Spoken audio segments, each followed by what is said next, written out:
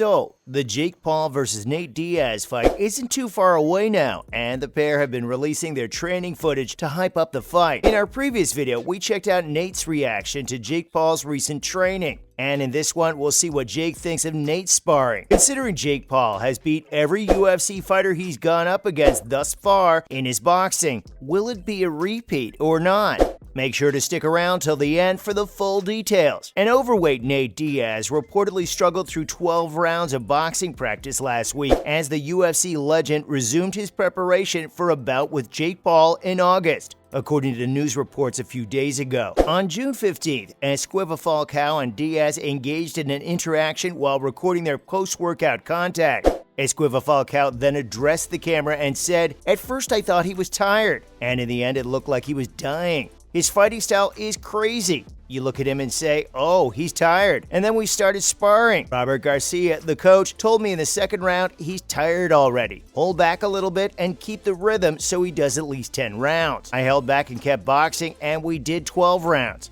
He was tired but taking punches and throwing too. He is bad.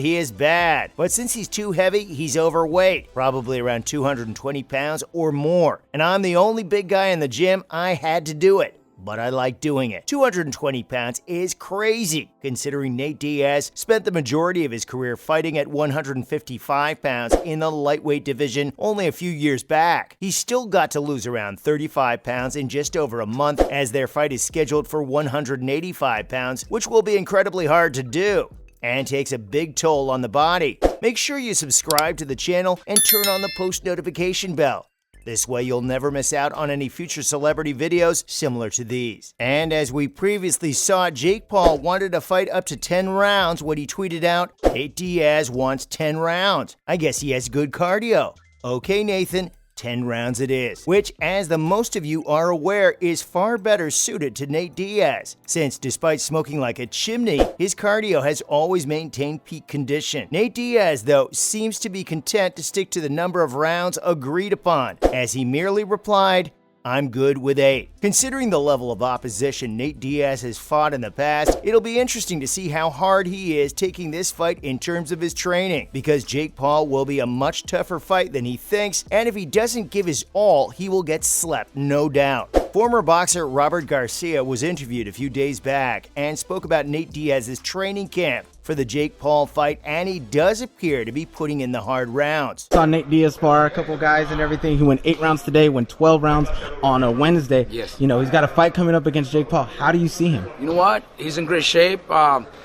He actually surprised me because, on Wednesday, he went 12 rounds nonstop with Falcao, who is fighting for the world title, who is a silver medalist in the 2016 Olympics. So, going 12 rounds with somebody like that, somebody that's so talented, that's so experienced, that says something. And the boxer that Nate sparred with for 12 rounds actually came out and stated that Nate landed big shots on him throughout. What it seems like from all the talk online is that the entire boxing world thinks Jake Paul is going to finish him early, and all the MMA community is going with Nate just because of the level of opposition he has fought compared to Jake. It'll be a lot closer than people think. 100%. It wasn't like 12 rounds that Esquiva was taking it easy. No, 12 rounds of hard work.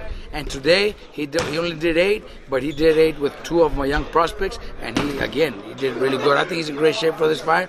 We know Jake Paul is also a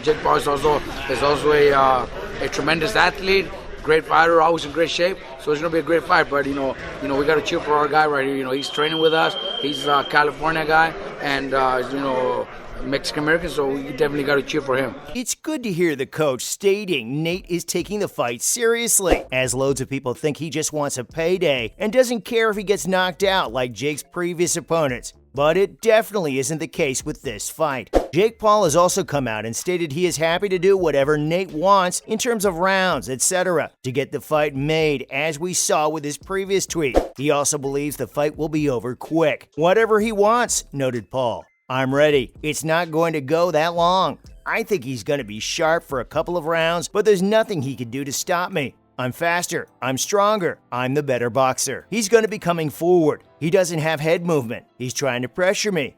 He's going to get diced up. I see it ending in 4 rounds or less. How do you guys honestly see the fight panning out? Do you see a Jake Paul stoppage, or will Nate Diaz do it for the UFC and finally have a fighter from the roster beat him? I do think Jake Paul will get it done, just because he has dedicated his entire life to just boxing for the past 5 years, whereas Nate has only just started doing so these past few months. Comment below. An announcement made by Jake Paul a few days ago appeared to shock the entire world, and although people are confused by it, it has got major traction. My life has been on display since I was 16, but my story has never been told. Hashtag Untold Netflix August 1st. At Netflix, many people were confused by the announcement with posts like, "Netflix have to be laundering money. Who the hell asked for a Jake Paul documentary?" which had over 200,000 likes and 12,000 retweets. But what is funny is the impressions on Jake Paul's announcement tweet has 56 million, and that one has 13 million, so now everyone knows about it. A clear demonstration of all media is good. Why would this idiot need a Netflix doc? Born into a rich family and became even more rich from YouTube, Disney, and crypto scams.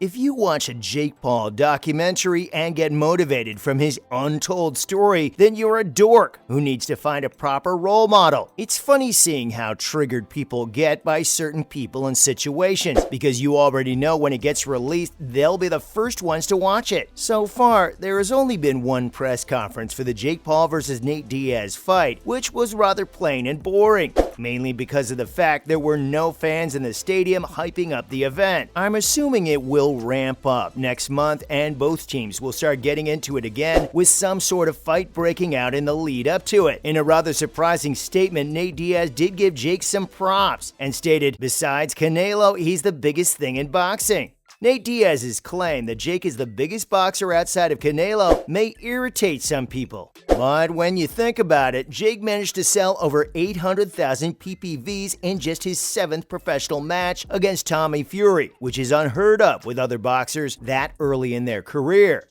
Diaz did then quickly move on from praising Jake and said, "I'm here to conquer that. I'm the king of combat sports, and then I'm headed back to get my UFC belts.